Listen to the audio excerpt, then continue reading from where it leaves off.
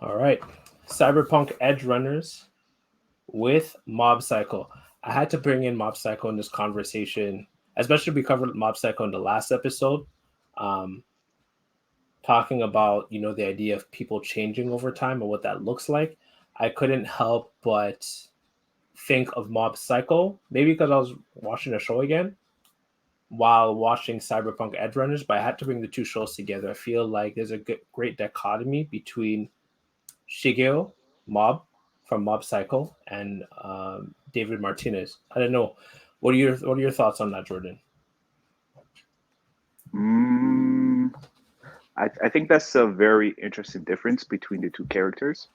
Mm-hmm. I think that in terms of societal awareness, I think that David Martinez has way more than Mob.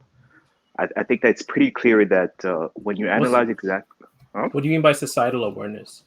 So what I mean by that, it's exactly what's happening around you, right? Mm-hmm. Being able to tell, okay, society, this society I'm in, within this city here, I can Mm-hmm. tell that it's not a very good city just based off of my environment, and not just the city itself, but of course the people inside of the city, right? When you look at David Martinez, you start to realize that he is in this crazy society where everything's cybernetics, right? Cybernetics, yeah, yeah. Yeah, so everything's cybernetics, Chromed up, and as they like to say. Mm-hmm. he very much understands that there's a classism happening within that society Mm-hmm. that is far too extreme. If you don't Mm-hmm. have good tech, then you're not going to have a good life. Mm-hmm. Mm-hmm. So he is very much aware of that societal awareness. Whereas, for example, Mob, when it comes to interpersonal relationships, like 101, he can understand your emotion. He can understand exactly, to a certain extent, the motivation for the certain things that you do. So when he fought the again, I forgot the guy's name, the guy with the blonde hair, he understands that Teruki. this yeah, so he understood that this guy was completely broken in a sense where he thinks that that power defined him, and he Right. made it very clear that it did not, Right. right? But aside from the interpersonal relationship that he has with people, from a macro perspective, he doesn't really understand what's really going on. You know what? I'm not gonna go as far as to say he doesn't understand. I'm gonna say he's extremely naive. I would say I think I see where you're going, and I think the word Yeah, you might be looking for is sheltered. not necessarily, because Okay. what happens is, do you remember the time where he got the personal note and he thought it was a love letter? Right. And then my favorite character, the spirit guy, again, forgot his Dimples. name. Yeah. Dimples. That's your guy, eh? Yeah, that's my guy. Why do you like Dimples so much? If you don't mind me asking. The reason I like him is from the viewer's perspective, he's very much, especially in the beginning, a very evil person, but you could tell he was just one of those broken heroes. He's just a Mm, broken guy that just needs a little bit of guidance. I feel like right. if Right. he just surrounded himself around really good people, Mm, he would be an amazing person. which is what he turned into over time. I could see you on that. Yeah, exactly. So I Mm, always like characters like that. I'm mm, I'm very huge on personal development, so I could mm, see if you came to be, if you start off to be extremely broken, or I don't know, like you could use a little bit of a self improvement, and then over time you just improved yourself to be this wonderful person. mm, You are going to be my favorite character. So that's mm, just the way I see things. But no, just going back to the whole difference between the two characters is that even Dipples made it very clear that this guy has no he and I quote, he said this guy mm, has no clue of what's happening around him. mm, So I think that between the two characters, I'm gonna say that when it comes to very like social awareness, mm, David Martinez definitely takes the cake mm. over Mob. Mob. Yeah. Okay, interesting. I would say Mob is just more so sheltered, which is one of the things I wanted to get at with you, Yeah. in the sense of so David. First of all, I really relate to the story of David. It sounds like I'm talking about the Bible right now, but I'm talking about David Martinez, and right, I'm talking about David Martinez in Edge Runners. Him living in Night City. Night City is what's considered a mega. I think the term is mega city. So mega cities essentially, so for those that don't know what a mega city is, those are actually real things in the real world. Mega cities are places that have a population of 10 million or more, leading to very specific things because there's more people in a confined area. You have higher rates of homelessness. You have an ever growing population, so just more people coming to that city because whenever you have a lot of people in a confined area, there's a lot of things popping off. There's a lot of opportunities, so people come to our opportunities. You hear the term of moving to the big city, right? When people talk about New York or Chicago, whatever it may be. I don't know Chicago. I would assume Chicago is considered a mega city. Another example, Hollywood, California. What else? You also have, I guess you could call them skid rows. Yeah. So it's like skid row specifically exclusive. The term skid row is exclusive to California. The like the whole, I think, block or city of just homelessness. Other cities have that. Here in Toronto, we have like we had like the tent cities or the tent parks where just during COVID there's a lot of people who just didn't have homes, right? They all lived in tents. And then the last two things is gentrification. So because everything is there's a lot of people in one area, so there's a lot more opportunity. So there's a lot more rich people. So that means more rich people get more of the land, and that means the people who are from underserviced or less affluent communities or families, they are forced out of the more desirable areas to live in. They have to live in smaller spaces and further out of the city. Which is known as gentrification, if I didn't say that. And then lastly, gang violence. Even here in Toronto, we had this thing called the Year of the Gun. It was just before I moved to Toronto. This was back in 2005, where gun violence went up by how much was it? It doubled from 2004 to 2005. It's since significantly gone down, but there has been a period of time where it's gone up. And even right now, Toronto, within all of Canada, all of the country, 2/3 of human trafficking takes place in Ontario, which is, for those that understand, is the equivalent of like the state. Mm-hmm. So here in Canada, we have provinces which you can consider states. So almost all the human trafficking that happens in the entire country among the, I don't know how many provinces we have at the top of my head. It's been a long time since I did geography. I don't know if you know, Jordan. I think it's 10. Oh, I think it's 10 13? including 3. I think it's 10 and Okay. then there's 3 10 provinces, 3. Yeah, there you go. Man, Congolese people know their stuff. Yeah, so among the 10 provinces and 3 territories, 2/3 of human trafficking takes place in Ontario here. In fact, I remember a friend, she was scrolling on Facebook and she even got an ad to warn her about human trafficking on Facebook by the government. And so I say that else to say is I very much relate to David Martinez's story in the sense of trying to make it in a very harsh city. Here, like Toronto is typically one of the most expensive places to live in the world. So it's made it very challenging to get by here. And I think when you, and I want to get your insight on this, I think when you're stacked up against the odds, you have to kind of psych yourself up to tell yourself that you can do it.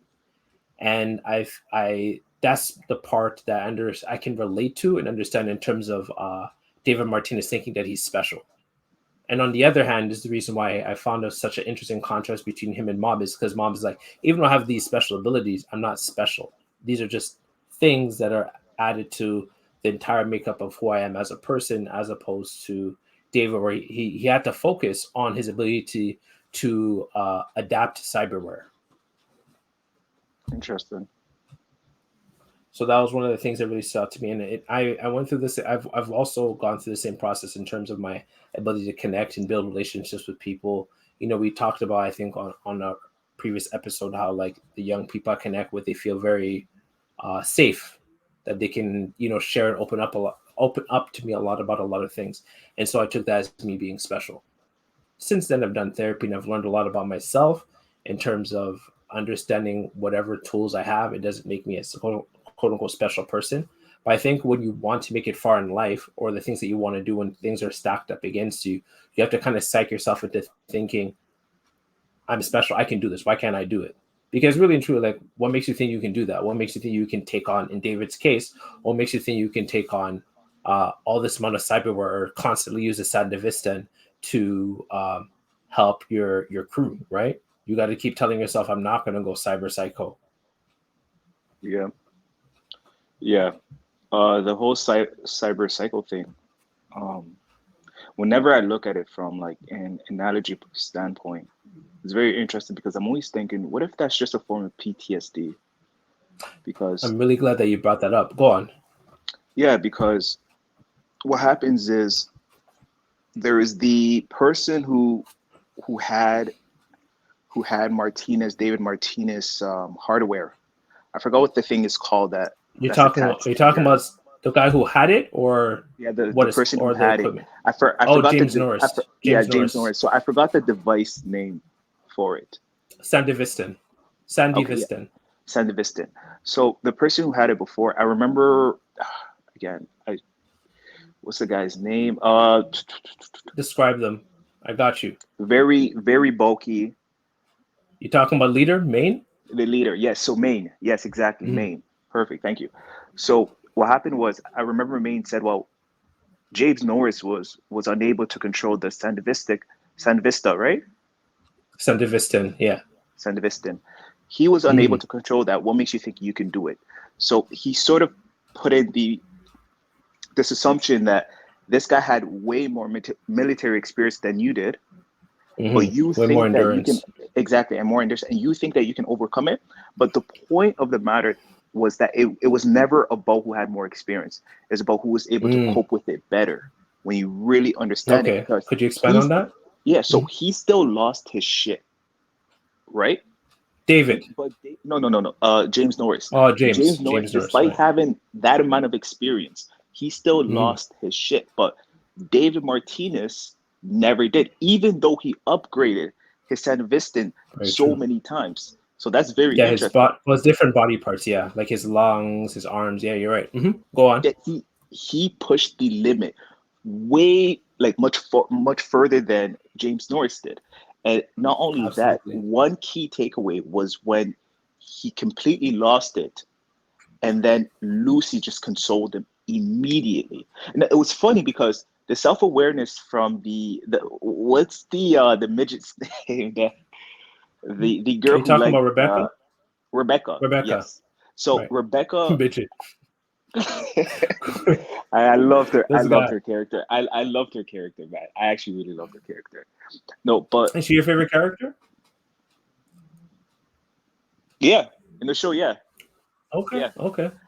So Mm-hmm. one of the things I liked about what Rebecca did was immediately she said, "I know I'm not the person that can console you." She was speaking to somebody else, not David. But what who David needs right now is Lucy. Oh, So oh yeah. She was saying you that to do you remember Falco that in the part? last two episodes. Yeah, yeah. I So remember. that part right there just set off in stone that wow, okay, so I understand that when this guy loses his stuff, the one person and the one person only who could console him is Lucy. And Mm-hmm. then the minute Lucy consoled him, he came back. He very true. He Very came true. back to reality. And we haven't seen him really lose it the way he did before. That's unless he went really OD like near the end, but that's completely different, right? Mm-hmm. Mm-hmm. So it's very interesting just how I see this piece of device sort of relates with the PTSD because what happens Mm-hmm. with soldiers when they come back from missions or from the objectives, They're right? not the same. They're not the same The anymore, and trauma, the that's stress. Mm-hmm. because of the trauma, and that's because of the form of PTSD. And then it's very Very true. interesting because whenever you hear stories about these soldiers and they have to go through a form of simulation, whether they use their Oculus or not, they always have this PTSD moment where they completely lose themselves. Mm-hmm. Mm-hmm. So Very true. I was sort of reminded the side effects that this device had is in a way related to the PTSD that soldiers often experience. But that's just my point of view on this. And I'm really glad that you brought that up. I think there's been research that's been done on this. I won't quote anything, and don't quote me on this, but if I remember correctly, mental health issues, and I guess you could say deterioration, since we're talking about cyber psychosis too, is actually Yeah. higher in inner cities. I can't remember what book I was reading, but basically, we're not made to be in all these very confined, small spaces constantly around people. Like even for me, like I feel, one time my wife and I, Deb, were going downtown, and this is on the same weekend as Black Friday, and we're downtown. We're going to an event, and I just saw so many people in such a confined space. That in itself was just stressing me out. You're laughing because you were there too, Interesting. right? For Interesting. Yeah. when brothers speak, it was really just so many people, just so confined, and you can imagine that that could be stressful for anyone, especially if you have a higher predisposition to getting stressed and so on and so forth. So yeah, inner cities have a higher rate of mental health illness, and I don't think that's any different than cyberpsychosis. In fact, there's some stuff that we were watching that they were saying that cyberpsychosis may not actually be from cybernetics. It may just be mental health issues because of the trauma and other stresses that people were going through. Like when we even look at David's experience, um, it was only when Maine passed away that's when Yeah. his mental health really started to deteriorate at that point. It wasn't because he took on Maine's arms, it was because of the stress of just constantly dealing with loss after loss, trauma after trauma Yeah. that stacked, right? As opposed to, because I think in Cyberpunk, the board game, there's actually a stat called humanity. So the more humane you are, the more compassionate you are, the more you can actually, if I remember correctly in the game, I could be wrong. Before, like someone in the comment section who is like fully about uh, the cyberpunk board game and the video game, is that the higher rate of humanity that you have, the more cybernetics you can put into your character. Yeah. Interesting. And yeah, no, that's why I'm like, I don't feel like it. Once again, I don't feel like those two are disassociated from each other. Even for me, with all the work that I do, there's been quite a few times, especially in the last few months, with the crazy inflation rates that we've been dealing with. People are struggling to make ends meet, trying to pay off their mortgage. Um, Even for us, we're really lucky to be able to pay the rent the way we are. That would stress anybody out, and we would try to tell someone, possibly take medication, whatever it may be, but it's actually just kind of like people going through cyber psychosis. It's the environment, it's not so much the cybernetics that are having such a negative impact on people. So in this case, you would say it's not really the technology, the phone we have, but it's our environment. Exactly, exactly. Okay. And because of the environment that David is in, he had to, how would I word this, So you have to he had adapt. to lean into his skills and talents.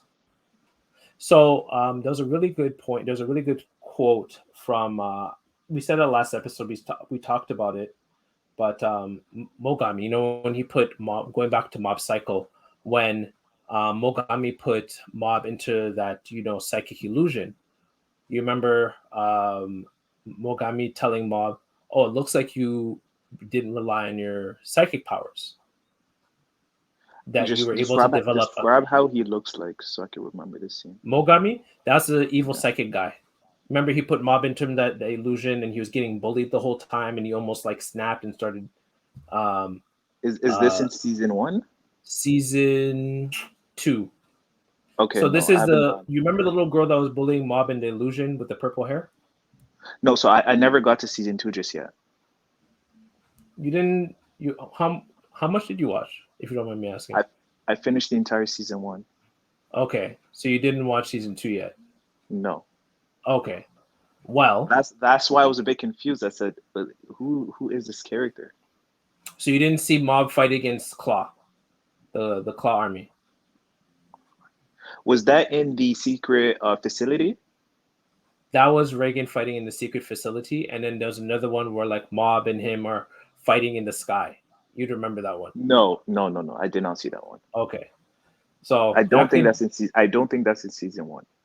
Okay, But no, in I'm the pretty sure sense, that's season 2. So this helps me understand your perspective on Mob Psycho now in terms of you're like, it's okay. You didn't finish season 2. Okay, this makes sense now.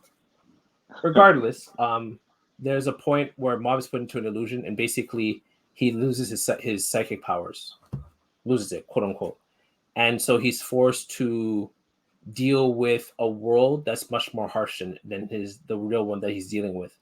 And one of the things that the villain said is it just takes a different. I think it's a different perspective. No, a different. It just takes a different experience to have a different perspective on life, on the world, I agree. I right? Yeah, I agree. And eventually he realized that Mob. So he took Mob's powers because he assumed Mob was using his powers in the real world, right? So he's like, "I'll take your powers away, so you can't use it when you're dealing in this world. You can't. I'm taking away your crutch."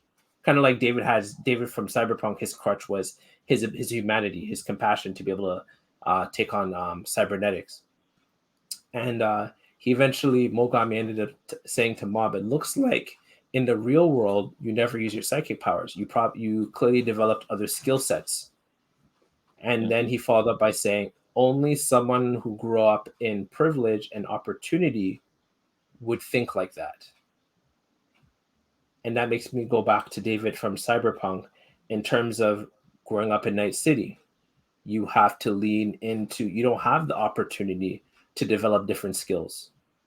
Your mom passes away right in front of you. You've become a victim, and which is so interesting. And you see that in any of the mega cities that we talk about, right? Whether it's Cairo, whether it's Lagos in Nigeria, whether it's Toronto, California, um, people become a victim of their cities, right? Whether it's extremely high inflation, so you can't find, or in housing, so you can't find somewhere to live.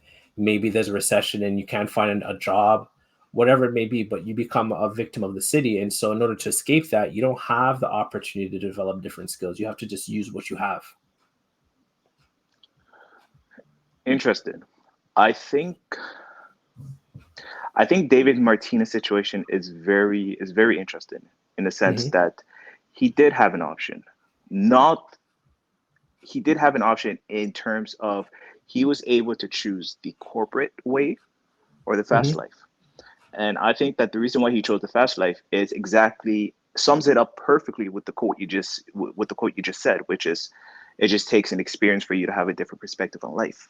Hmm. So I think that I think that's exactly what happened here. So after the passing of his mother, Hmm.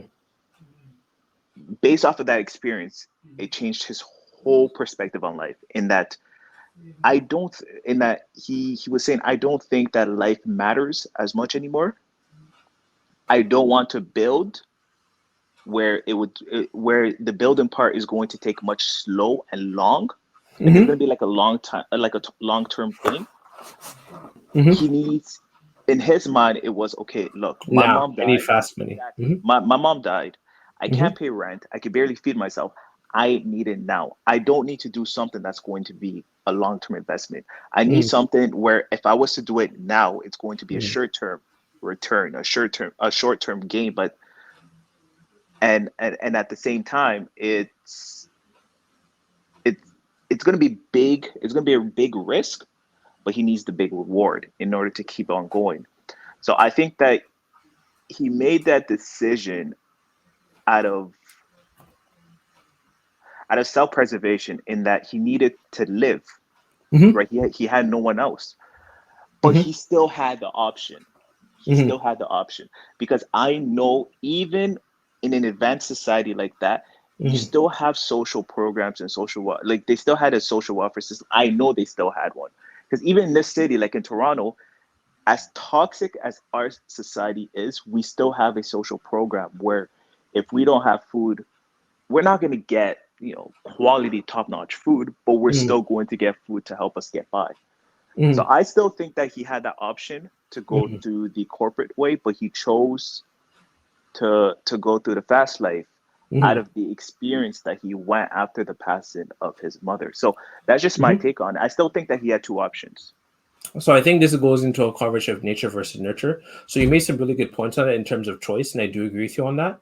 So I'm gonna break. I'm gonna come in on two different points.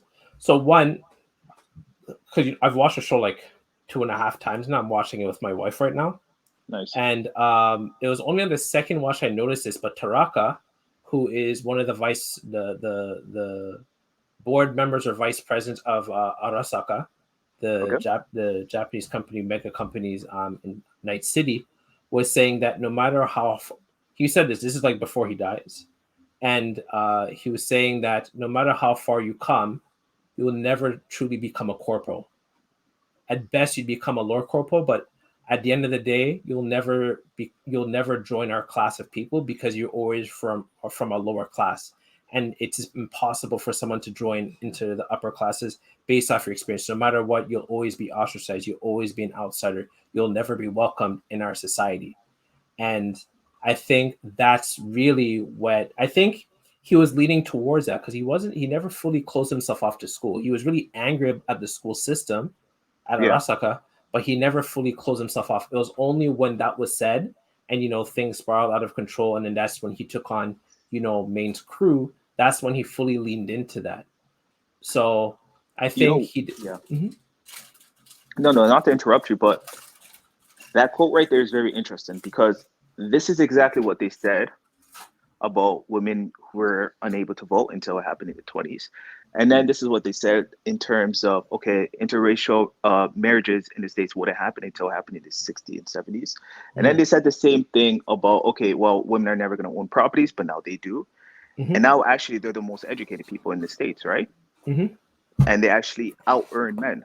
So these sort of societal expectation that people always put on, oh well, this is never going to happen because this is how life is. Things always change. Things Mhm. always change. So who knows? Maybe because he claimed to be very special Mhm. and given his abilities, he may Mhm. have been the first one, like That's a Suzaku, very good right? point. He might have been able to convince himself to actually be the change in Night Be the City change. that could Who have. knows? And Mhm. he may have lit that fire on, right? Where Mhm. now To he, create more because of opportunity for him, others. Mhm. exactly. So we don't know unless he went down that path. But Mhm. just because someone said that, which is why you said in the beginning, it's very important. You said that you need to believe in yourself. Mhm. Almost in a sense of delusion.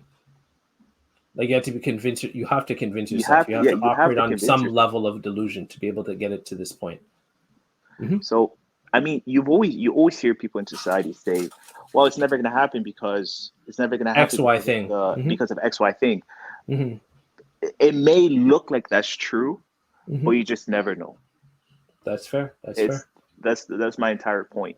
Um, Now the chances, of course, are stacked against you, Mhm. but as long as there's still a chance, you can still do it, right? It's true. A chance 1% is far greater than zero, right? Far greater than zero. I would rather take the 1 to 5% than a zero. So Very true. And then yes, that's my point. Yeah. on your other point, in terms of opportunities, whether it's here in Toronto or wherever it may be, a lot of those support systems or opportunities also depends on how much and who you know, right? If you don't know about the resources, like there's actually a young person that Deb and I support, and when she was here, she didn't know about the agency I worked at, but because she knows about it now, we were able to refer her into the system where she's getting the supports that she needs. But prior to that, she didn't know of that. So those things you can only imagine. I'm sure there are some sort of support systems in Night City that we don't necessarily know about. I personally haven't played. I've watched a lot of footage of Cyberpunk 2077, but I don't know everything in terms of what goes on in and outside of Night City. But one of the things I would say is it's influenced by the people that you know. If you don't know the resources that are around, then it's hard to make use of them, right? Like if you don't know where the food banks are, it's hard to make use of food banks. If you recently moved into Night City, like Lucy, you don't know the opportunities that you don't know the opportunities or resources that are there. You're gonna just kind of like what Lucy did with her uh, hacking skills and her ability to um, jack into the web, right? I think it's the web or the net. Sorry, the net. It was her once again leading into her strengths because that's all that she knows and all that she because that's all that she knows. To her, it's all that she has. So I think there's a lot of factors that play into that. But you think you have, make a really good point. David definitely could have psyched himself up to become that one person in Arasa in Arasaka that could have brought the change to create more opportunity for others? I no. So first of all, I agree with your point. I 100% agree with the well. You they simply just don't know they can get help, Hmm. right? In some cases, and it's very interesting because if I had to relate this to myself, I remember when my brother was in Stepstones. Hmm. My twin brother, he was in Stepstones. Oh, he was in this program Hmm. before I was, Hmm. and I remember he was getting all these supports. Hmm. And then in my mind, I said, how are you getting all this support? Like, why are they willing to do this for you? And Right. what is this program all about for you to get this much support? Hmm. And it wasn't until I was exposed to the program Hmm. that I started to realize, wow, there are programs out there that helps people. Very But true. Very true. imagine if I never came across that, right? Hmm. I would have been completely ignorant to the fact that there wasn't a program out there that I heard of, that my brother was part of.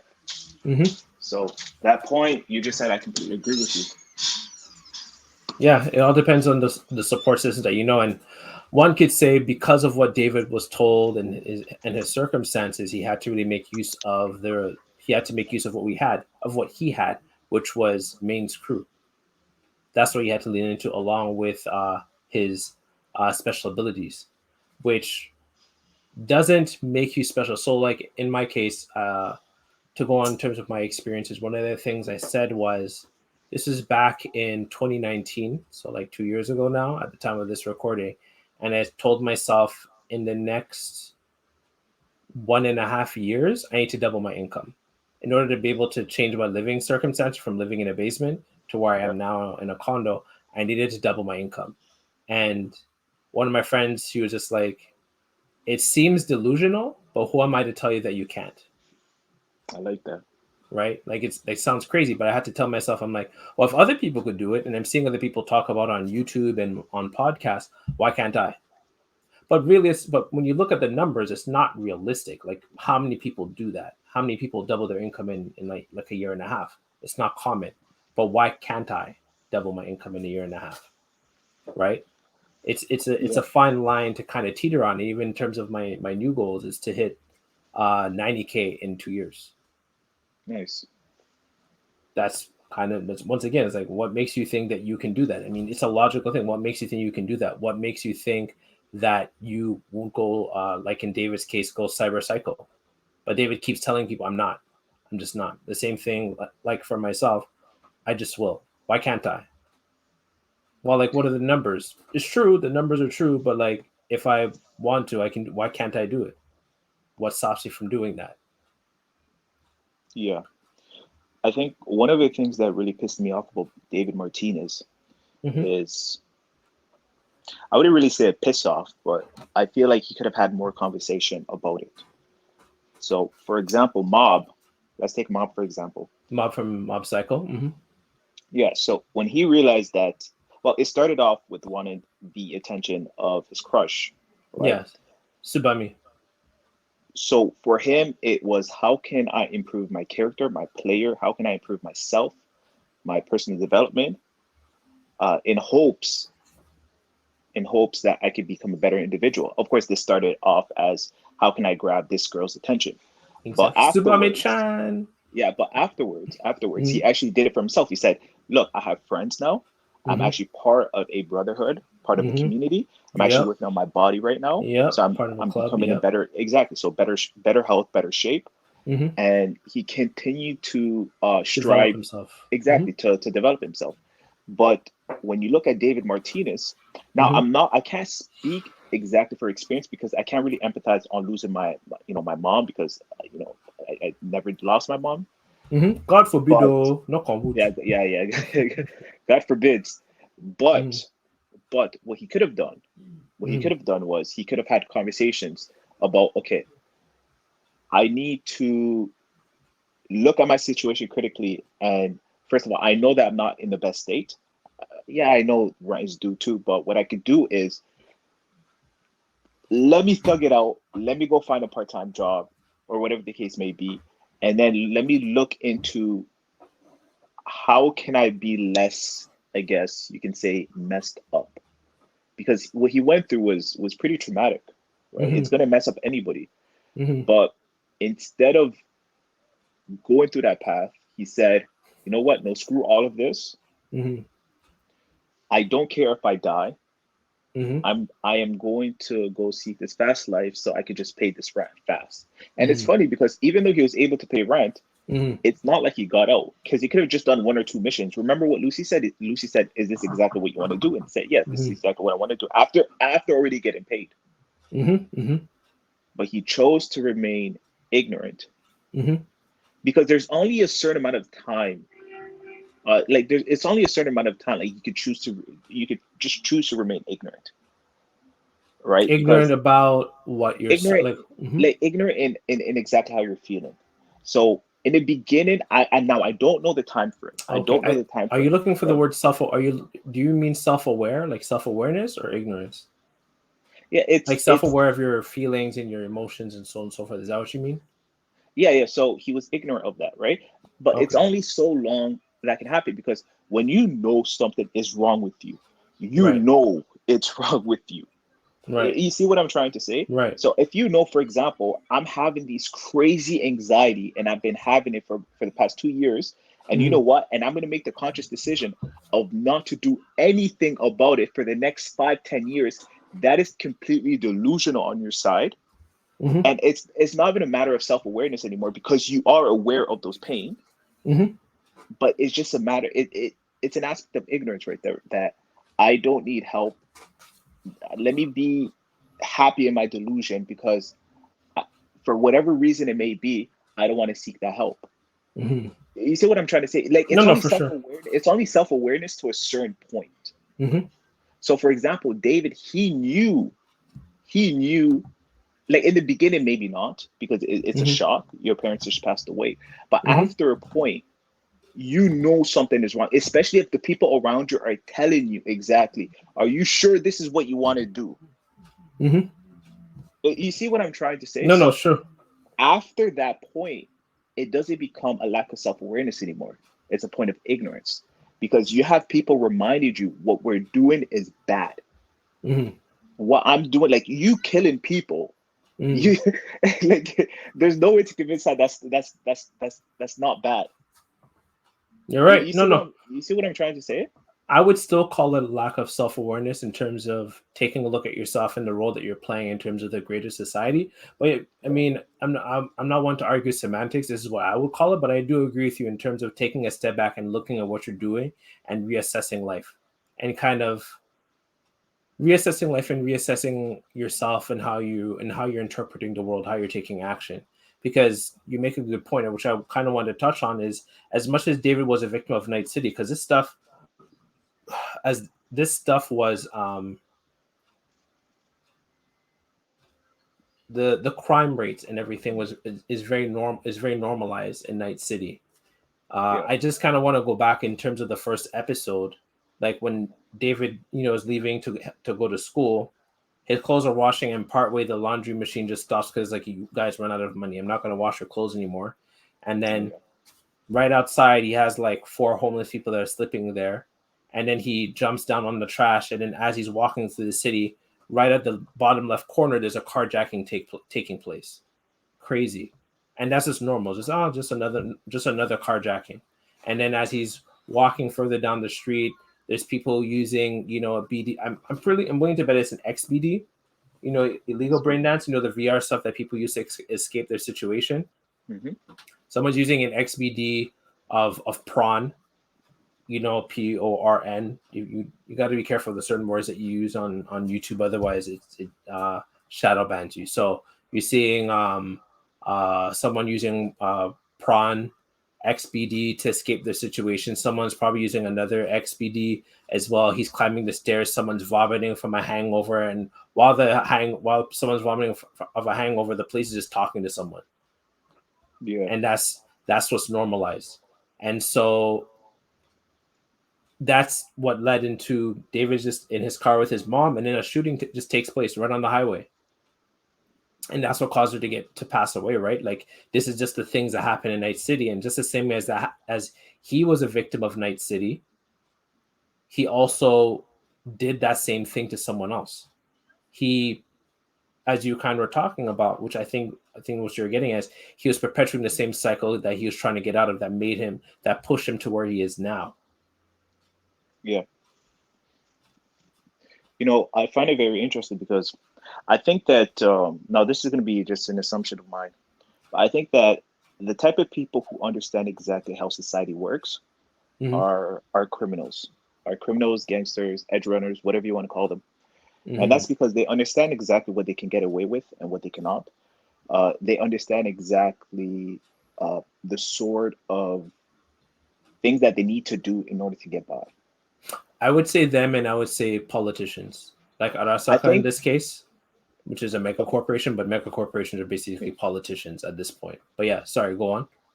okay, so I'm going to have to disagree with the politician, and that's because I saw a recent clip Mm-hmm. of, I think it was these English politician that was speaking on exactly what the younger generation are speaking of. And Okay. they're literally just catching up on this whole movement of woke. Okay. So they don't understand that woke was actually, it's been out there for like the last 5 6 years, like where it actually caught on mainstream, Mm-hmm. but they're just speaking about it now. I think that certain politicians, I'm not going to say, I think that the politicians who on the local level, especially on the local level, I think that Mm-hmm. they probably have a really good understanding Mm-hmm. on exactly what's happening because they have to, deal with the municipal side of things. Like Mm-hmm. they have to literally go on the streets and see exactly what's happening. But I Mm-hmm. think that the politician on either like the provincial or federal state, Mm-hmm. federal government, I think Mm-hmm. that they have a hard time really understanding exactly what's going on because they're working on such a macro level, right? Like they have to look at how can I appeal to millions of people at the same time. Whereas, for Right. example, the person who is just working on the ward, they just have to Mm-hmm. look at The on the local area. Yeah. exactly the local area, right? So Mm-hmm. it was very interesting because when I was hearing this politician speak on, oh, woke is among us now, like this is something that is just happening to us, like she was completely deluded into the What is fact she that she talking about? exactly. She didn't understand that woke has actually been with us for so long now, but she was speaking about it like it is It's a new thing. just exactly it's a new thing. So Right. the fact that such a conversation had to go down just shows exactly how out of touch she is with reality. And there are many politicians like that who actually don't understand what is happening on the streets, which is why I say that Mm-hmm. the people who really understand society and can Mm-hmm. take advantage of it Mm-hmm. are people who are edge runners. Like let's take this for example. Let me just make my last No, no, point finish. before. Yeah. Yeah, so let me just make my last point. So for example, if you were to look at David Martinez, right, Mm-hmm. he knows exactly how to operate within Mm-hmm. society. He knows Right. exactly who to go to if he wants to Mm-hmm. get out of trouble. He knows exactly who he needs to speak to if he wants to get into a certain type of trouble. He knows Like exactly who to speak. Faraday, Yeah, exactly. And the handler. Mm-hmm. and he knows exactly to a certain degree how the law works. But if you were to Yep. get the average person and say, okay, let's say you can't leave the country, but you have to because you have to, I don't know, go see your sick mother in Africa. They wouldn't know how to work around that. They wouldn't know how to break the rules because they're so constrained within the rules. Like they just follow the rules. Whereas the edge Mm-hmm. runner, they don't necessarily have to. They can follow the rules if they want to, but they don't necessarily have to. Mm-hmm. So they understand how to break the system. So and Mm-hmm. I think that the people who understand society the best is the ones who know how to break it. Yeah, I agree. So that's That's my I would point. say I would still put politicians in there, maybe the more higher up or the people who the movers and shakers. That's how I put it in terms of both whether it's because like Arasaka, they know as much as like they're a mega corp, right? A mega corporation. They know what's going on in Night City just as much as someone like Maine does in Faraday. But those are the people who are really the movers and shakers in society, as opposed to like I don't know the typical Voodoo Boys member. So there's different gangs in Cyberpunk and Night City. So there's like I can't remember them all at the top of my head, but there's like the Tiger Claws, That's the Japanese one. You know, the ones that came in the third episode with the katanas and stuff. Oh And yeah, then there's a Haitian one. Well, they're considered mostly Haitian now because something happened in Haiti in the game, and so most Haitians came to the U.S. And so the group that was known as the Voodoo Boys, that were originally white guys, they eventually got taken over by the Haitians. Um, and the typical Voodoo Boys member won't know what's going on, but the leader of the Voodoo Boys, kind of like what you're saying, the leader of these criminal gangs, they know what's going on in society just as much as Arasaka does. But the typical person, as you said, they're just either operating with what the gang tells them to do or what yeah, society is telling them to do. So yeah, they're not going to know about. They don't know how to follow the rules. They don't know how to bend the rules or be outside of the rules, if that makes sense. yeah. And it's only if you know how to follow the rules and break the rules, that you really understand The exactly game, how yeah. you understand the game, right? Because at the Mm-hmm. end of the day, it's just a game. So Mm-hmm. if you're going through life and you're playing this game and you're following the rules all day long, you understand the rule, but you don't really understand the game, if that makes Mm-hmm. sense. Because in order to really understand the game is you need to understand how to not only play within the game, play Mm-hmm. like within the parameters of the game, but Mm-hmm. also how to, you know, break the rules sometimes. Like Mm-hmm. if I was like this is gonna be a bad example, but if I was to play, for example, chess or whatever the case may be, Mm-hmm. I know I know okay, if I want to cheat on this game, I know I can't just take a pawn and try to move it like a queen. Like that's Mm-hmm. just completely out of the game, right? Mm-hmm. I know if I want to if I want to cheat in this game, I'm going to have to do an illegal move very fast and very quickly. And Mm-hmm. I've played with people who've done that to me, and I caught them. But that's just Mm-hmm. because they really understand how this game works and they understand exactly the person looking at this chessboard. If they're not really paying attention, you can get you can get scammed, You get right? played. So you get played, you get outplayed. As they like to say, So don't hate the play, hate the game. yeah, yeah. So it's very interesting that you say that. Yeah, no, that's what it comes down to. It makes me even think of like coding, right? Like the people who understand how the games work are the people who know coding, who know how to kind of like what you're saying, break the game. They know how to get into the binary coding of the game and do all the crazy stuff, like going to different parts of the game that you're not allowed to go, or finding out what sort of DLC downloadable content is going to be coming out for the game, right? It's those people who understand the inner workings of a game that are able to know the rules, laws, and regulations, and then bend it or break it or step outside of it. So that's a really good point. Um, and going back on David's experiences, I think that yeah, you are right in terms of there is a lack of self awareness, and I think that goes back into constantly feeling that you are the exception, right? Yeah, Even Maine went through that too, right? Thinking that he's exception. In fact, I think he was saying, "What was it? I made it this far without any trouble, so I'm not going to remove any of my cybernetics." I don't see that as yeah, any different than David saying, "I withstood the Sandavista and I'm not normal." Yeah, you made it this far in the case of Maine from Cyberpunk, and yeah, you're able to you withstood the Sandavista. But do you really think you're the only person that's done this? And I bring this back to myself in terms of the things I was able to do. Deb and I getting married, us using the COVID time to really build on our marriage and our family and so on and so forth. Me doubling my income and aiming to do so again. Um, am I, as much as I'm trying to do this within the city of Toronto, and I'm quote unquote fighting against the city, just like David has, am I the first person that's doing this? Am I the first person in Toronto to double their income in a year and a half? Am I the first person to aim to do so again in another 2 years? Am I the first person that says they need to hit 90K in order to be able to buy a house? No. yeah, As much as like it's not the norm, it's also I'm not singular.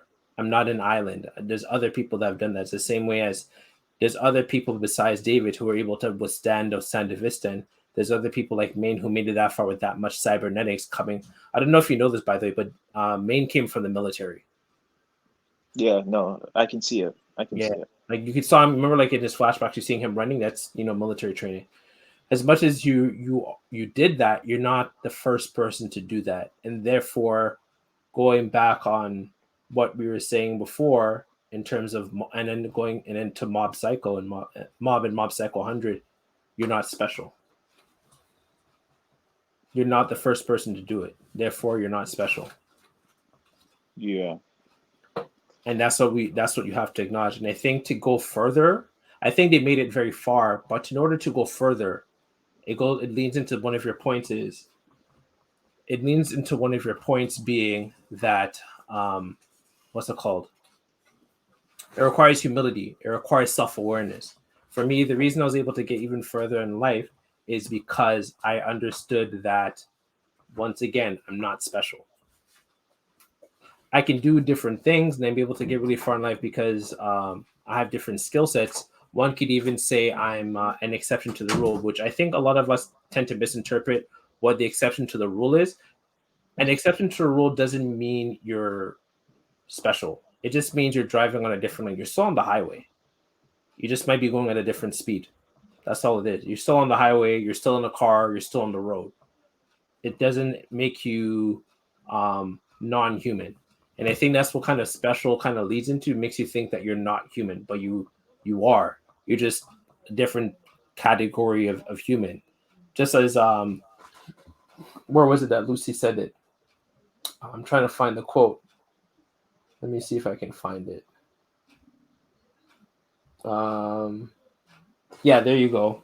When this is in the second to last episode, what Lucy and David are kind of having a disagreement. By the way, shout out to them for never having like arguments. I don't know if you ever noticed that. They have a very healthy relationship. It's crazy, which you wouldn't think in a series known as Cyberpunk, in a franchise known as Cyberpunk, and in the series known as Edgerunners. They have a really healthy relationship. They don't hit each other. They don't yell at each other. They're very supportive. They're very understanding. Crazy. But one of the things that Lucy said when David That's my said, I point. withstood the son to Viston, I'm not normal. I'm special. Lucy said, "You're a little more sturdy than everybody else, but you're still human." Yeah. And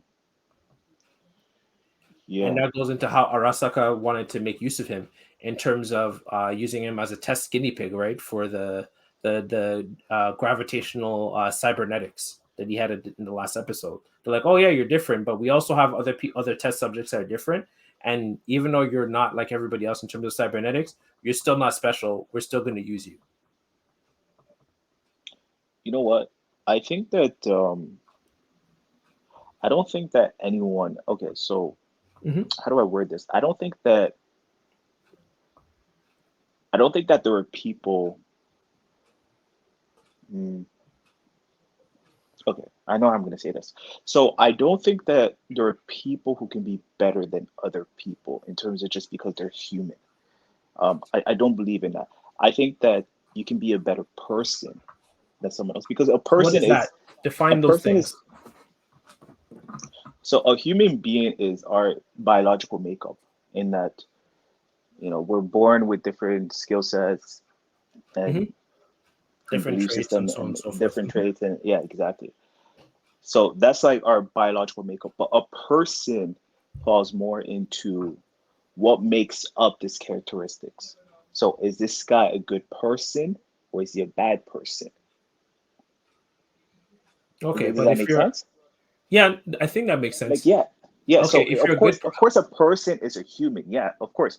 But in terms of, okay, you know what? Like, just because I am me, I am a human being. I'm tall, muscular, whatever you want to call it. Like, I'm therefore better than you. No, I don't believe in that. I believe that you can be a better person in terms of doing more good, doing more Mhm. good in society. But how come But I that think doesn't make you a better person? I want to get more. I want you to that really. does make you a better person. Sorry. It does make you a better person, but I think that just overall, like, it sort of sounds like a contradiction, but I think that overall, like, for me, the way I view this is that no one is better than anyone, Right. right? Like, you are not above anyone, Right. but it doesn't mean that that person can be a better person than somebody else Right. because they did more good in society. Does that make sense? Right. Just because you're doing good doesn't make you above others. It Doesn't put doesn't you make you above above others. others. Yeah. But then again, let's say for example you were to do good for society, it Right. can make you a better person than someone who just does evil all the time. But it doesn't mean that you're above that person. It Right. just means that you're better. Exactly, You're you're still a just a better person at the end person. of the day. Yeah, Yeah, I just don't a know. different That's the way category of of person, but you're still a person. You're still in the species of human.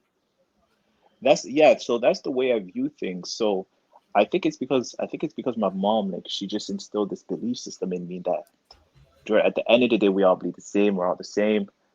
Yes, you may have some sort of unfair advantage. You may be taller. You may be smarter, whatever the case may be. Hmm. But it doesn't mean that you're above that person over there who is not.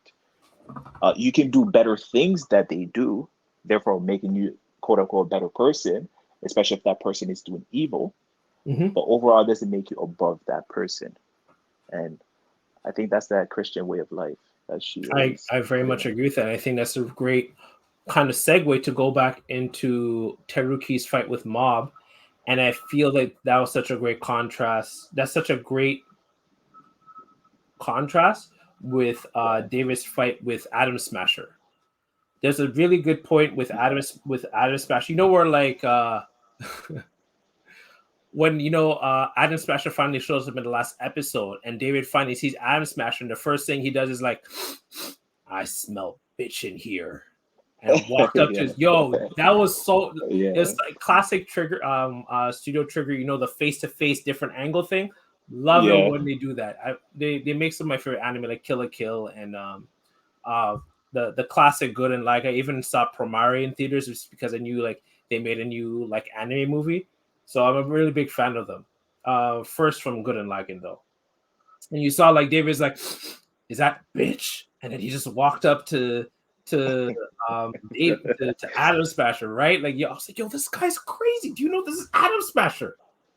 Uh, This is a one-man army. He is a I don't know if you know this, but like David Pondsmith, I think it's David Pondsmith, the creator of Cyberpunk, mhm. the franchise, he said that Adam Smasher is a high-functioning cyber psycho. Don't know if No, you knew that. I did not know that. I did Yeah, but not it know makes that. sense. Like he doesn't even call people. I don't know if you noticed this, but he doesn't call people people. He calls them meat and animals. It's interesting. Also, slightly off topic, but Max Tack, the SWAT team that would come in and stop cyber psychos.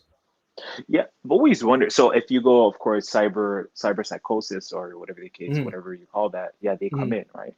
Yeah, so like they're like the cyber psycho SWAT team, and Yeah. all of them are ex cyber psychos that got rehabilitated. Fun fact. So they're all That's cyber interesting. psychos. I can see that with Adam. I can Yeah, see it. exactly. And so when they confronted each other, I'm trying to find the dialogue because I just loved it so much. Where is it? Yeah, when David was asking him, "Oh, I heard that the only thing left human is use your brain. How come you haven't gone cyber psycho?" This is what David, smelling the bitch and trying to smell the bitch in him, and then Mhm. um, Adam Smasher says, "You could say, you could say I'm special," and David Mm. replies with, "So the fuck am I?" And I just love that because it goes back into Mob's fight with Teruki. Teruki is kind of like David Martinez in that situation where Teruki's thinking he's special, and then Mob's like, "No, you're not. I'm better than you. That thing you're good at, the thing that you define your character and everything you are on, I'm better than you at it." And that can be so defeating. And that's something that I had to learn. Even like one of my coworkers, all of the things that like I've used as my strength, he's better at it than me. Mm. Yeah, like he's I would argue he's more charismatic. He's way better than me at articulating himself out of a bad situation. Yeah. He's able to take on more workload than me. Like if I did his workload, I would burn out a lot faster. And who is this? I don't want to say his name, but No, no, you like it's met your him. friend. No, no, you know what I'm saying. Like, is he like your close friend? He is the main friend I talk to at work. So you know who Okay. I'm talking Okay. about. If you ever listen to us, he knows who he is. he does more than what I'm able to do in terms of the things that like I was able to get to this point on. Is he can do more of that. So you Okay. can imagine how that going this far, and then you meet someone like I can do this more than you. It can be very defeating, right? Even one of my other friends who's a millionaire. You know what it's like to talk to? Wait, hold on. So why is that defeating to you? I just want to understand this more. It can be. So because Okay. I initially defined myself on those traits. I'm very hardworking, right? That's how I was able to get a lot of promotions. I'm very Yeah. charismatic, so I'm able to talk to managers or whatever to give me the promotions and things I want. And then I'm very good at, how would I word it? Articulating, like talking myself out of problems or talking myself up to get more of the things that I need. Okay. And here comes someone who does even better than me. So So then what do I have left? why would that be defeating as opposed to motivating? Oh no, it's not defeating. If anything, it's been motivating for me. But imagine if I did define myself as that, then it's like, well, what do I have left that's going for me? I do have other things that go for me. And just because someone's better at those, quote unquote, better at those things than me, doesn't mean those things therefore have no meaning. I can Okay. build on other things. I have other skill sets. And even those skill sets, whatever it is, those also don't define me. I define who I am, and who I am is constantly evolving. Kind of like what we were talking about in terms of Mob and Mob Psycho, right? He didn't let his psychic powers define him. So when he meets people that like, when you see the leader of Claw, he's very powerful, but Mob didn't. Once again, did not allow his psychic powers to define who he is. So when you meet Exactly. those Yeah. people that are quote unquote better than you, it doesn't defeat you. You can build off of it and be like, okay, well, one, I can learn from this person, and B, I can build on other things that maybe quote unquote someone else doesn't have. Okay. Interesting. Okay. And then you're going to make another point. Yeah, you know what it's like to have a friend that's a millionaire. When I told him we were talking, we had a conversation. We always talk about money, and I told him I hit the salary I want. Right? Yeah. He hits that salary every. That's that. My yearly salary is what he gets in 3 months. That is interesting. Take that in. Whatever what I was aspiring to for a year, he gets that in 3 months. In fact, him getting that for 3 months is less than what he normally gets for 3 months. I don't know. I would be so the initial reaction I would have Mhm. is I would get mad. Right. Right. And then afterwards I'm Why gonna would you get get mad? Let's talk about and that. then And then after that I'm gonna be so motivated Mhm. because what's gonna happen is that mad, I'm going to internalize that into man, my friend was able to do this. Mhm. If he can do it, then I can too. Mhm. Let me get to work. Mhm. So that's the way. But I know I would get initially I would get mad because Mhm. it's going to reinforce this idea within me that society is so unfair. Mhm. But then the reason Mhm. why I would get over that is because when I say society is unfair, Mhm. that is me not to a certain degree, to a certain level, because that is me not really being accountable Mhm. because I'm blaming it on society. I'm not saying I'm not placing it on me. I'm saying, well, the reason why I don't have a better job or I'm not in better health is because of society. Where I Mhm. know I still have a degree of authority like over my body. Like I Mhm. know, for example, I can get in better shape tomorrow if I decide to. I know because of the skill sets I have, I Right. can get a better job if I just committed myself to. So that's Right. the reason why I would transition very quickly from the mad to Mhm. motivated. But I would Mhm. be mad only because innately speaking, like there's gonna be that feeling within me where am I not doing enough? Mhm. I mean, I'm working out every single day. I have this really good corporate job, and then here you have someone that just makes what I make in 3 months. Mhm. Boom, that would be mad.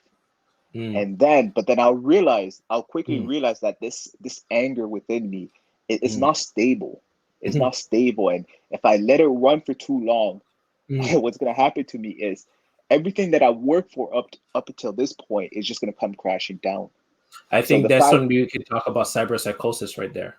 Go on. So the fact that I have this nice corporate job, and the fact that I've been working out every single day, that's going to come crashing down, because now what's going to happen is this anger, and anger is very unbridled. It's very, you can't control that, Hmm. right? So because I will be unable to control this anger, Hmm. uh, I wouldn't be really able to be disciplined enough to continue my corporate job and be Hmm. disciplined enough to continue working out every single day. So I'm going to be crashing down.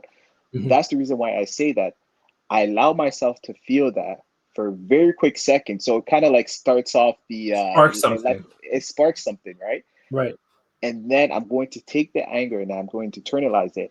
And then I'm going to tell myself, man, I got to get to work. Got to get to work. Right. Yeah, because I'm a visual learner, right? So if Hmm. I see something that especially someone within my direct circle was able to achieve, Hmm. oh man, I'm getting to work. For sure. But it's Yeah. very And hard, yeah, but it's very hard to reach that, especially if you never experience it, you've never seen it. You see what I'm trying to say? Like, yeah, for sure. yeah, so And it's I like a think kid. Yeah, no, continue. go on. Yeah. Go on. Hmm. Yeah, so like a small example would be like a kid who wants, I don't know, like a Ferrari. It's because they see one and They want a what? they A saw how car? cool. Yeah, so it goes back to a kid who sees a car, Hmm. right? A really cool car. Now they want one because they saw it. But if Hmm. you've never been exposed to such, if you've never been exposed to that car, whether that be on the internet or in person or Hmm. through any form of imagery, like you wouldn't want something you never saw before Hmm. that you deemed cool. Right. So like for me, because I'm a visual learner, I see the fact that my friend is a millionaire. Hmm. Now I'm motivated. I want that. Hmm. I It goes back to the mimesis, what's it called, mimesis theory. So because Hmm. it's something that you want, you can't have, you want it even more. Very good points. Um, Yeah, and I think before I used to think that way, but how would I word this? I think this goes back into your points about self awareness yeah, and our previous point about cyberpsychosis or really our mental health deterioration. I had to ask myself, do I want that for myself or do I just want that? I think a lot of people want, I think a lot of us want to want things. I want to be a millionaire. Do you really? So I say that in the sense of I've seen how hard he was the best man at my wedding. So he's a yeah, brother to me. I think I said this on more than one episode. And I've also, because we're so close, I've been very much involved with his workload and work ethic. So what do I mean by nice. that is I've seen how he only in the last, so he's been at this income for like nearly a decade. No, 7 years. Yeah, And only in the last 2 years, he's learned to have a personal life. So I say that because, like, let's say he's coming over and we're playing Guilty Gear, right? We're playing fighting games, video games, whatever. One of his staff calls and he has to take the phone call. So even when he has downtime, he's never really off. He never really gets time off. He never really takes breaks. So for me, I have to look at myself. Are you willing to never take a break, to never relax? And I've been through enough experiences and also watching him handle his workload to be able to have the self-awareness to look at how predisposed am I to, in this case, quote unquote, in the using cyberpunk terms, go cyber cycle. He was able to go further without having to deal with cyber psychosis. Will I don't know. Well, actually, I do know the answer. So because I know what the answer is, which is yes, I'm more predisposed to go cyber psychosis if I'm trying to get to that level of salary, right? yeah, Wow, is it a good idea for me to go to that? And then also the other point being is, do I need that much money? I've taken a look at the things I buy. The most things I buy are these sculptures right here. These are the things I splurge on, right? yeah, And so I'm already more or less at a salary I can buy those things like whenever I want. That's one of the things I wanted to. The reason I'm trying to hit 90K is not for myself, but it's for my family, my friends and family, my loved ones, for me to be able to support them, for me to be able to support my family and support them without having to worry about money. So for me, that salary is like six figures. I've said that like 8 years ago. I don't need that much. I don't need to be a millionaire. And for his case, he needs that money because he's also supporting a very big family and a very big network. Like it's a lot of there's a lot of moving parts in terms of why he's at that level of salary. But I think without that, I don't think he'd be going for that level of money. Personally, with what I know of him, he probably would have been okay with like probably 70, 80K. For me personally, the reason I'm saying that's not just for myself, but for my family, even in terms of the young person, Deb and I moved here to Toronto. Um, a lot of the money I used from selling one of my smaller sculptures, actually the money I used from selling one of my smaller sculptures, I had to use that to pay her first month's rent. I want to be able to have more money where I can be able to contribute a little bit more in case he's in a tough situation or anyone else is in a tough situation. That's the reason why I care about that level of money. But otherwise, like that much, I don't need it. I'm already at a good salary. Plus, I'm in my own version of Night City, Toronto. So in order for me to have a house with, like I said, making it that Dev has an option of working, that's why I need to hit at least 90K in the next 2 years and build from that for her. It's not really so much for me. I already have a lot of the things I need. Like when people say, "Oh, what would you want?" I'm like, "There's nothing I want really for Christmas in this case. I'm very happy with what I have." But I think that's something we have to kind of ask ourselves in terms of, do you want, like, we've had this conversation before offline. Do you want an Instagram model or do you want an Instagram model?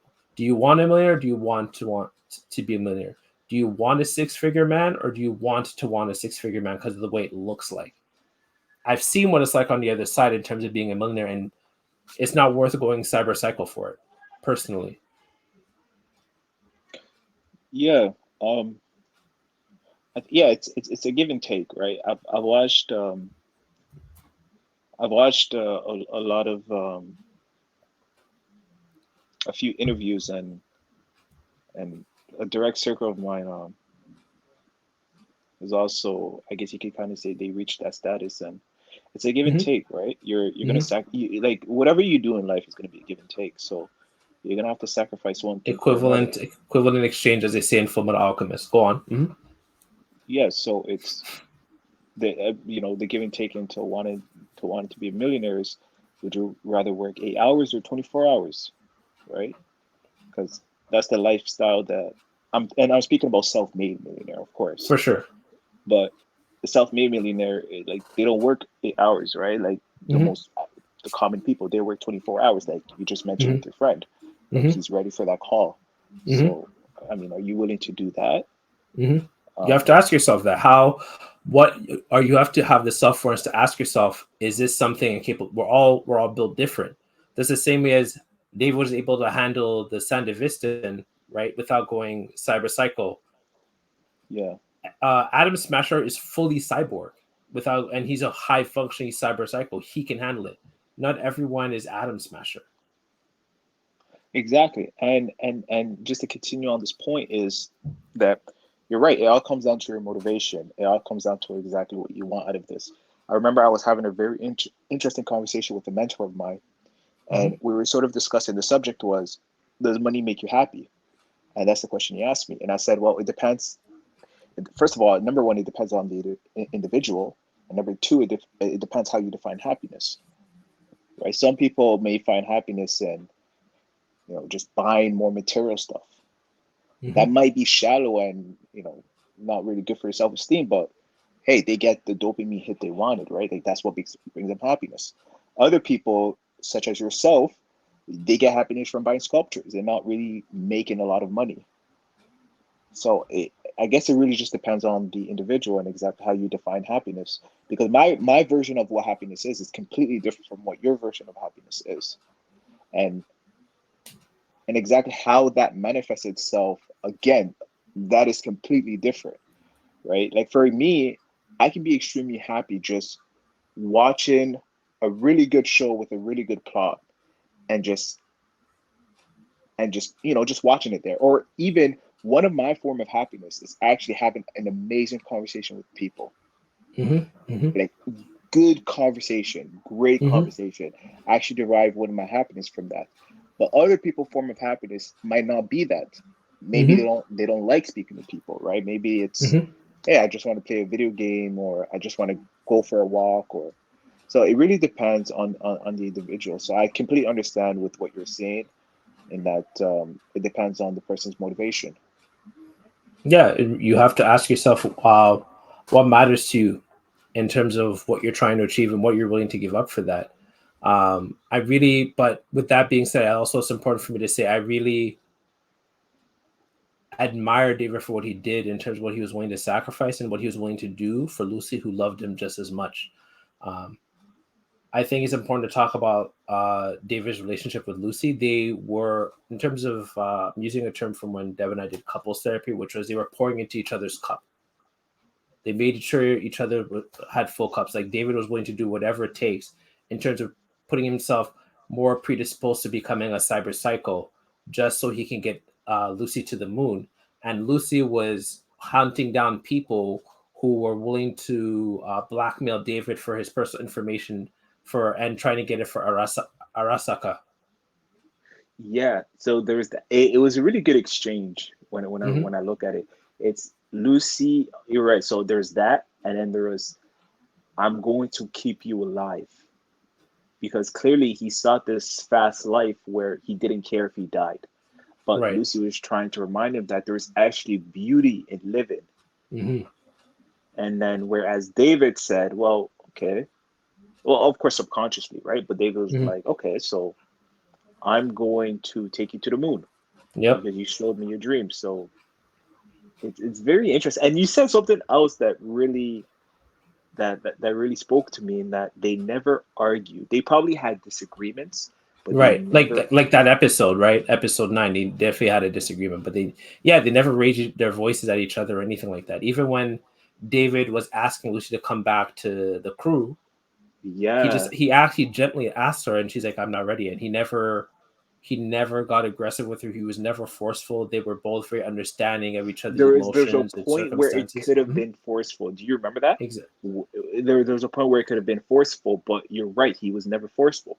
It was the Hmm. part where Lucy said, "No, I have to go take care of something," and Yes. then David was like, "Well, can you tell me what that something is so I can Yes, he didn't maybe help you?" demand. He was still very conservative. She was crying because she didn't want to lie to him, but she didn't want to let him know that, like, hey, they're trying to use you, because she knew that what he would do. She knew how he would react, which he ended up doing if he found out they were trying to use him for their gravitational prototype unit.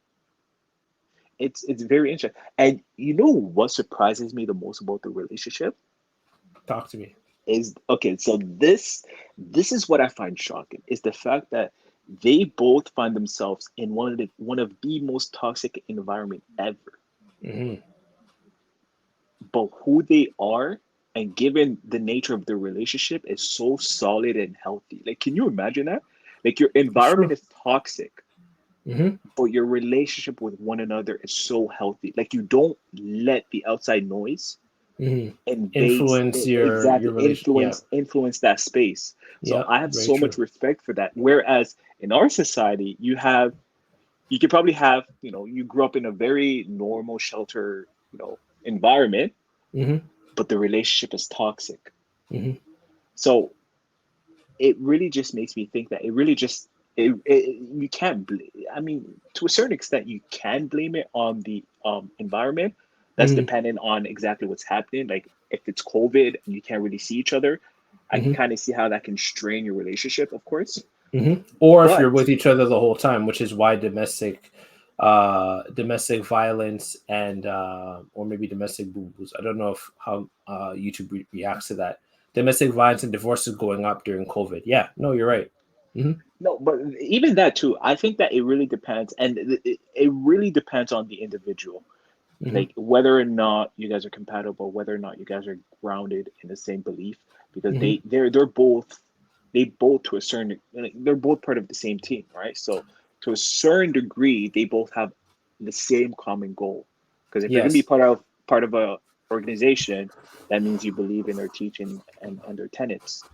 So and it's I would just also argue just that, that what quote unquote made them special, like Lucy's quick hacking skills and David's humanity and compassion.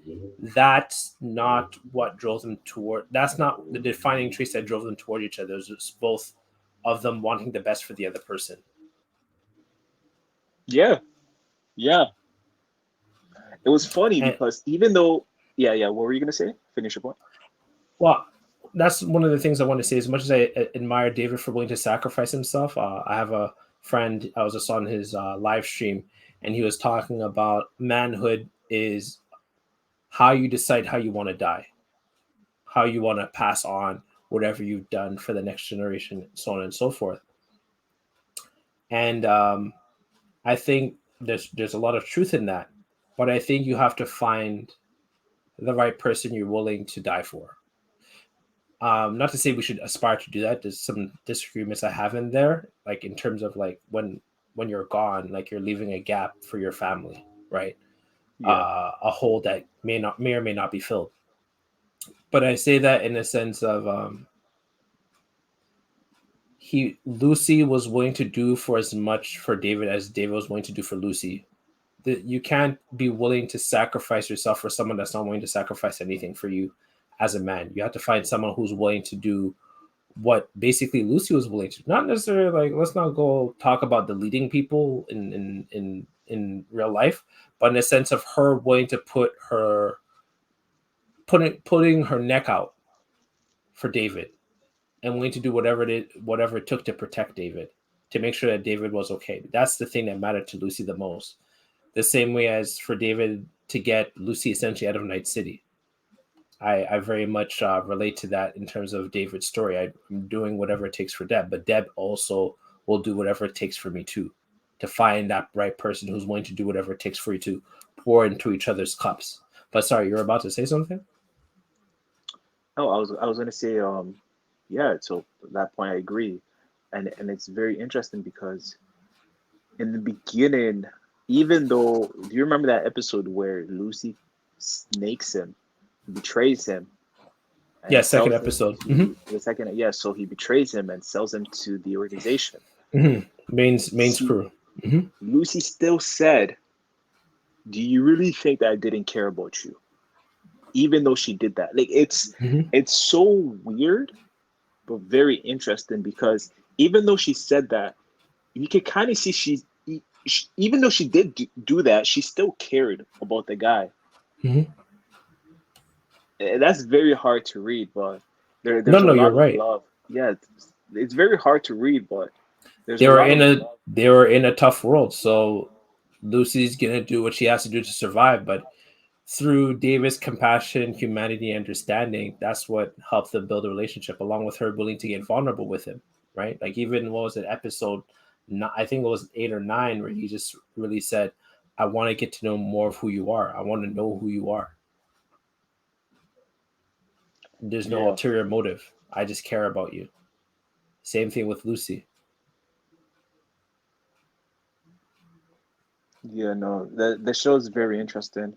Yeah, and then it I makes like me the think of relationship. Mob's relationships too, right? Like I said, one of my favorite scenes was, well, no, you didn't see the episode, but basically someone's trying to bully Mob, and even though Mob didn't want to use his psychic powers to beat them up, first time they're trying to bully him, Dimple saves him.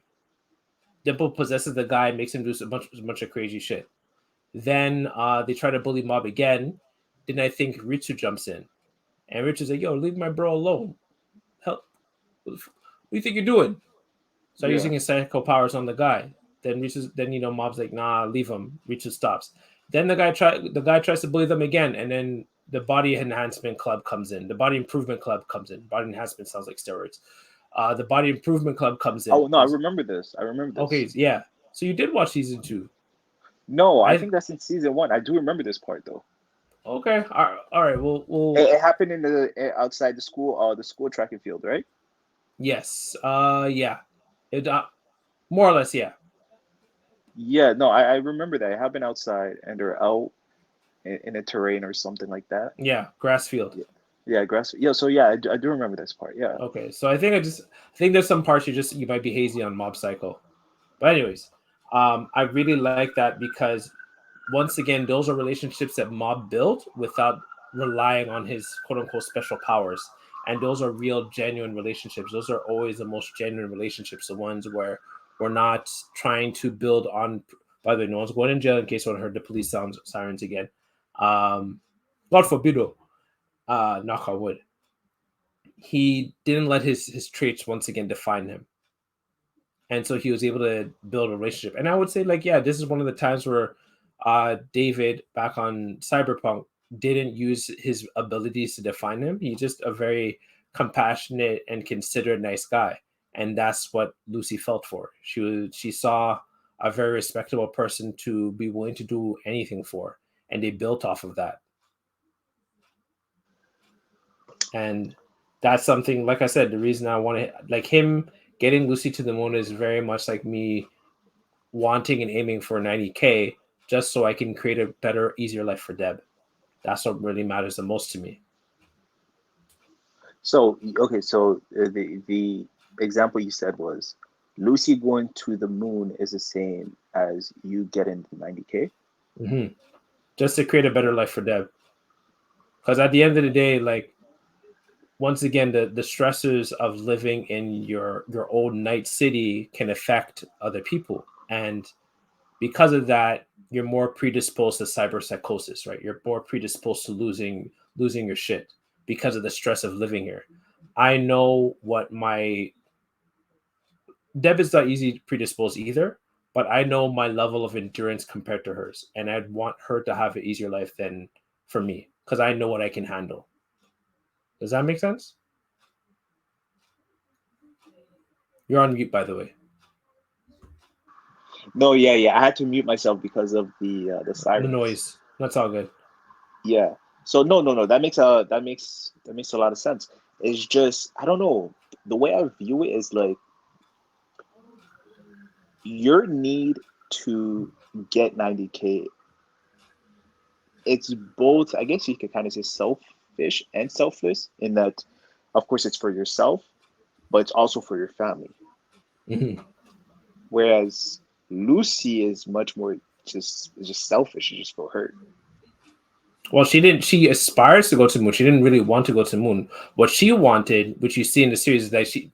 I think it was in the last episode where she, helps David get out of his cyber psychosis. That I just wanted you to live. I just want you to live longer. I didn't want Yeah. this life for you. That's all that she wanted. But it, once again, they're in Night City, and so I guess you could say not everyone gets their wish granted. That's how I would look at it. But David was able to fulfill her aspiration, even though she didn't want without David. David still wanted to make it happen for her, and I guess you could say that's a bit selfish, right? Just the same as my case is a bit selfish. I want this for my family. He wants this for Lucy. I mean, yes, Lucy wants it, but Lucy doesn't want to do this without him, right? Yeah. Yeah. Hmm. The show is very interesting. No, the show is very, very interesting. In what way do you relate with David specifically? Wanting something, because as much as like he was a criminal, as a edge runner, he was taking care of his people. He was taking care of his family. He was taking care of Falco, the driver. He was taking care of Rebecca. He was taking care of Kiwi. He was, by the way, you should actually search this. I'll send you the link after.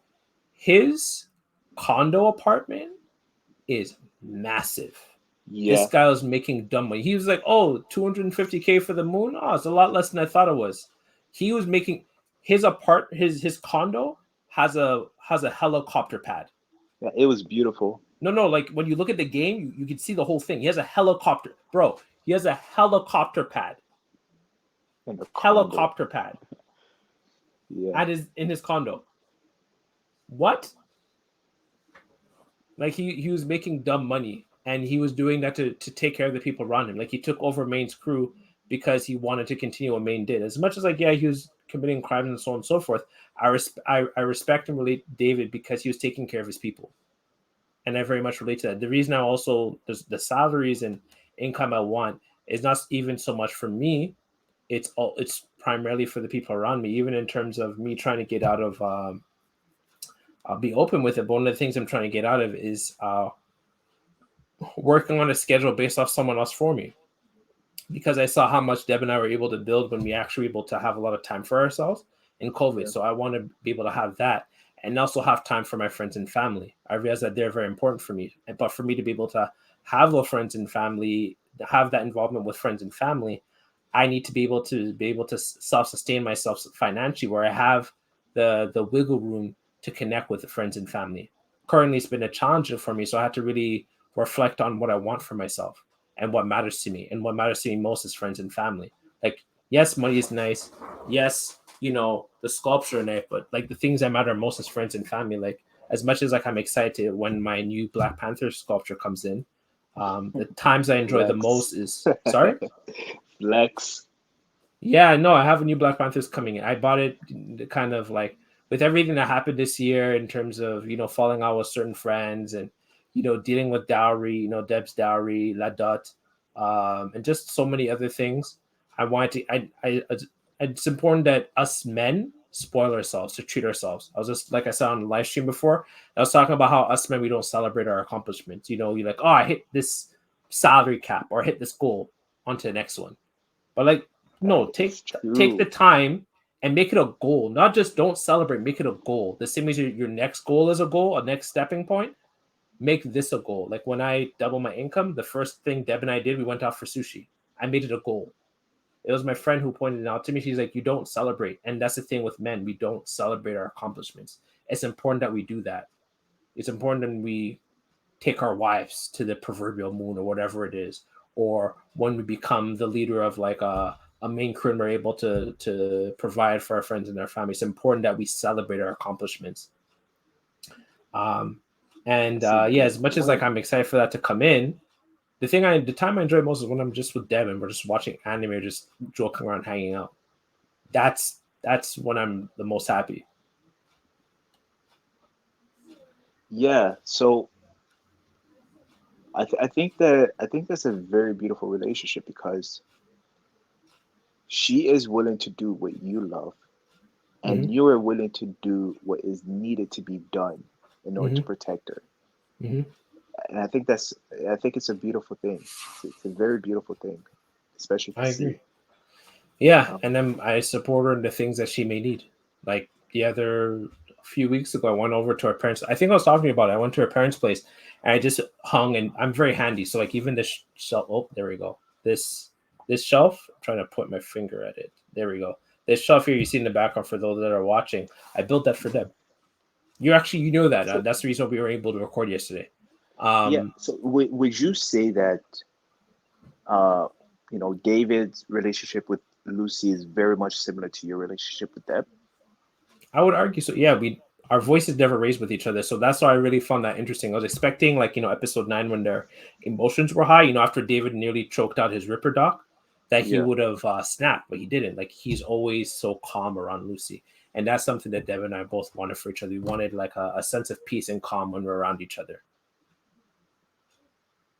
And so yeah, no, it's very much that. Like I said, like a few weeks ago, I went to our parents' place and I just hung and built a bunch of things, just because I love them and I love her. And I enjoyed that time. That's it. Like sculptures and all these things, and going to gaming events or when a new game comes out or a new superhero movie comes out, it's great and all. But like the time I enjoyed most is with Deb. So I want to. The thing I want most is that, and how do I increase that for both of us? And me just spending kind of like what you're talking about, having good conversations. I want to have those good conversations with friends.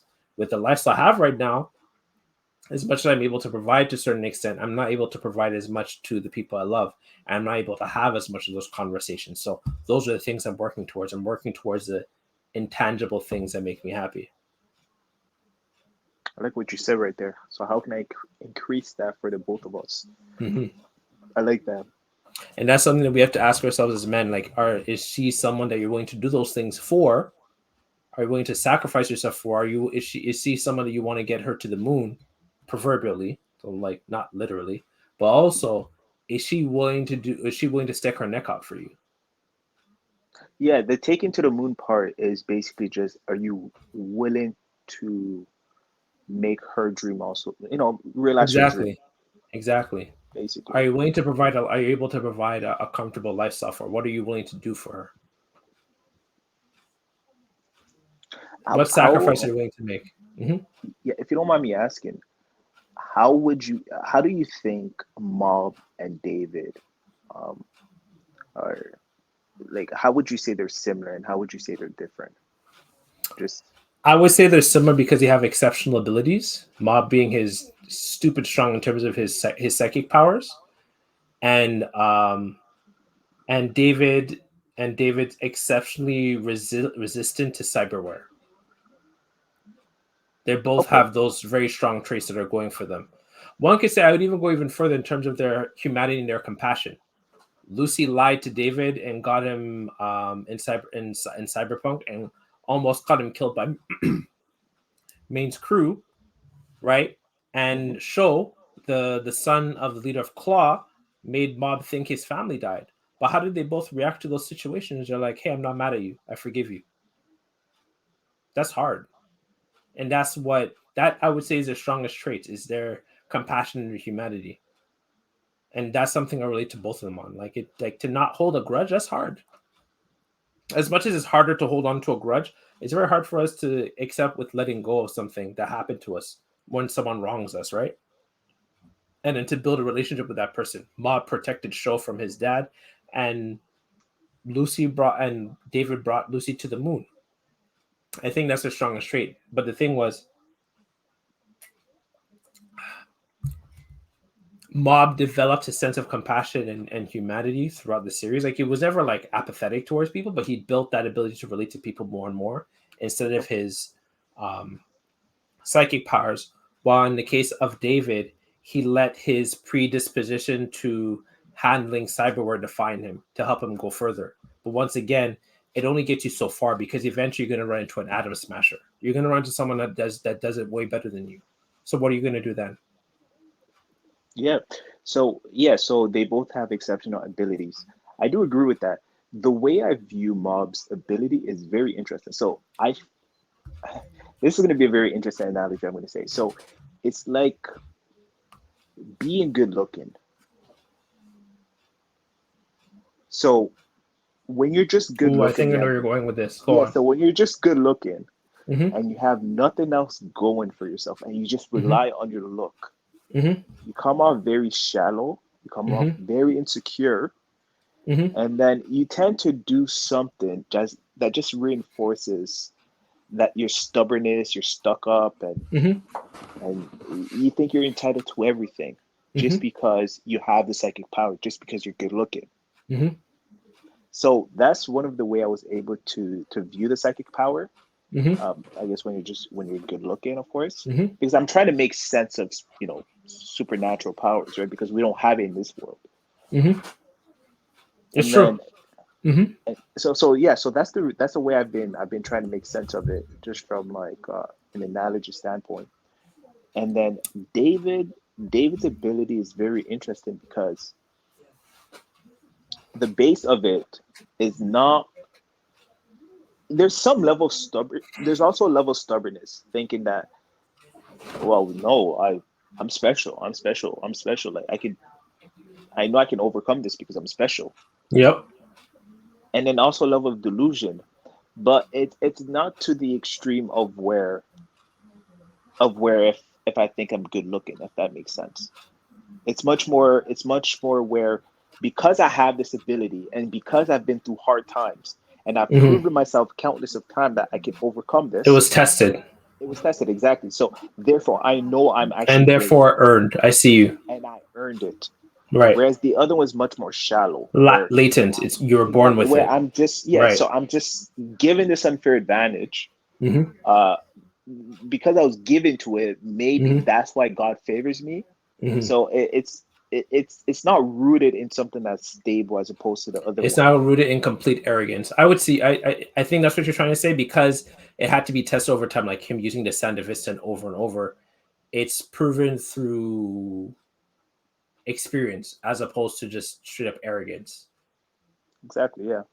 No, I agree with you on that. But at the same time, so like I can't remember. So I think I was talking to someone about this. But they were saying like whenever like you meet like a woman and like she's very beautiful but she's very shallow, it's because she never had to develop other skills beyond being pretty. So I can't remember what the person was saying, but you know what I'm talking about. I'm out of the dating game. I already got No, but the the whole sad package, but reality is the sad reality is that she doesn't have to. that's what I was about to say. Because she's never That is had the to do sad that, reality. she'll never once she's outside of that element, just like Teruki once Mob out psychic powered him, he didn't know what to do. So in a similar sense, you don't know anything beyond that on how to define who you are. It's only like you've been on dates and you know those the women that have, or you've met women that are like pretty much a whole pack. She's beautiful, she's smart, she's charismatic, she's interesting to talk to. Is because she wasn't always pretty, so she had to develop other things.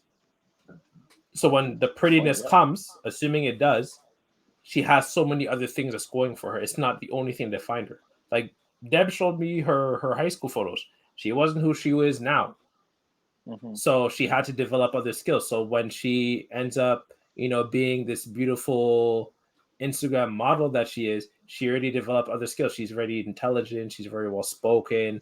She doesn't use a bunch of like Toronto Scarborough slangs. In fact, when I met her, I couldn't believe she's from Scarborough. No way, she's from Scarborough.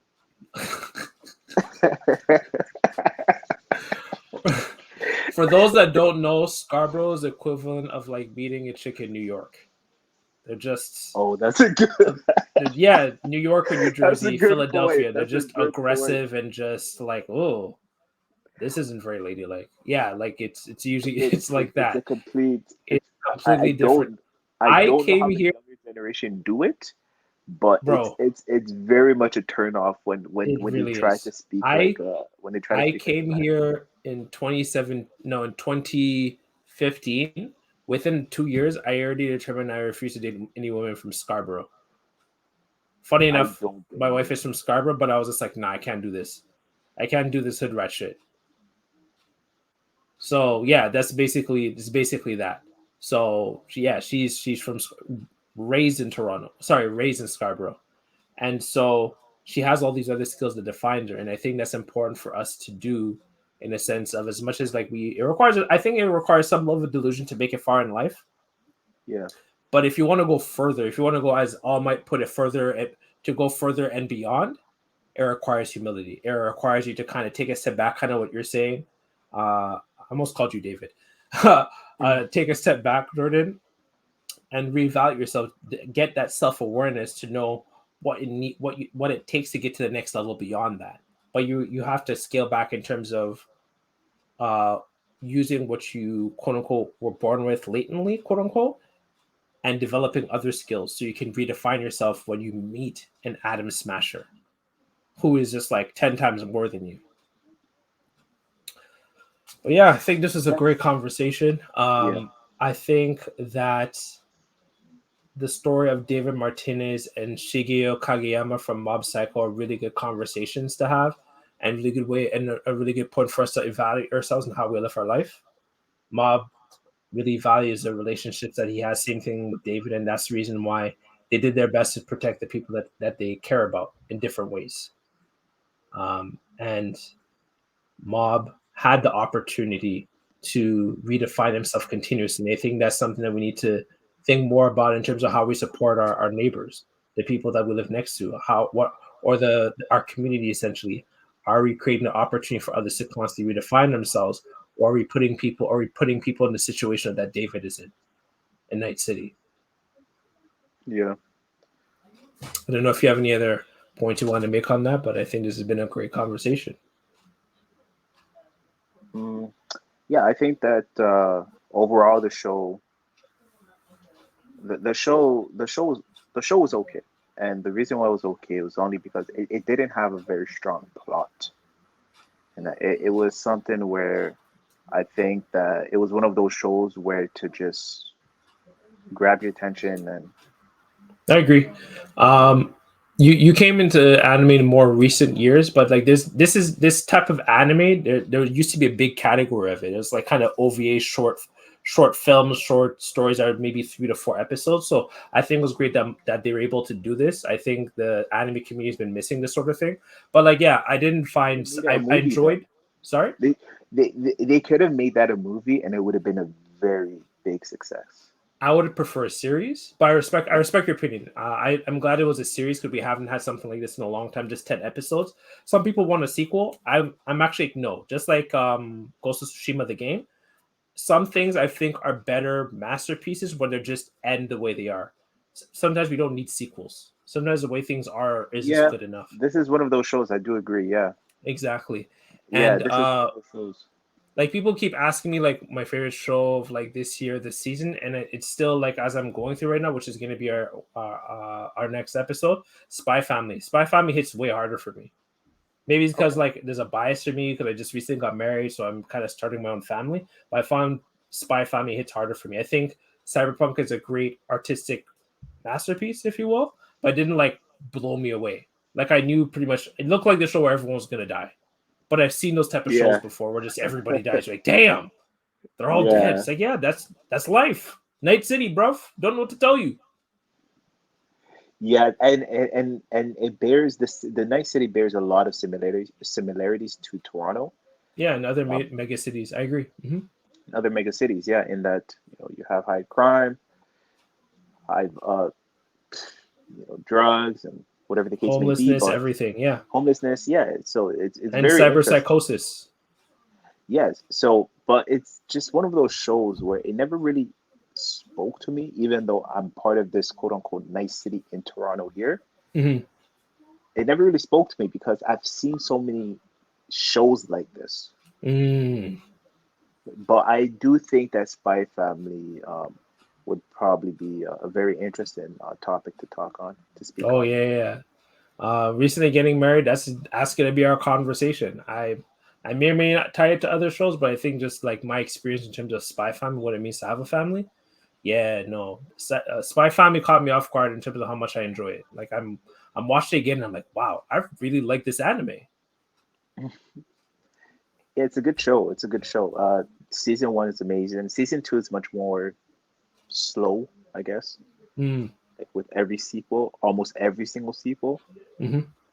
But yeah, we'll see where it's gonna go, and I look forward to that conversation. Absolutely. All right, man. I appreciate the conversation. I think this has been great. Tune into our next episode. Uh, Spy Family, or no, I started my own Spy Family, talking about my Debs and experiences. I don't think she'll come in for that one. I think this will just be the two of us. But look forward to it. We're out. Peace. Later.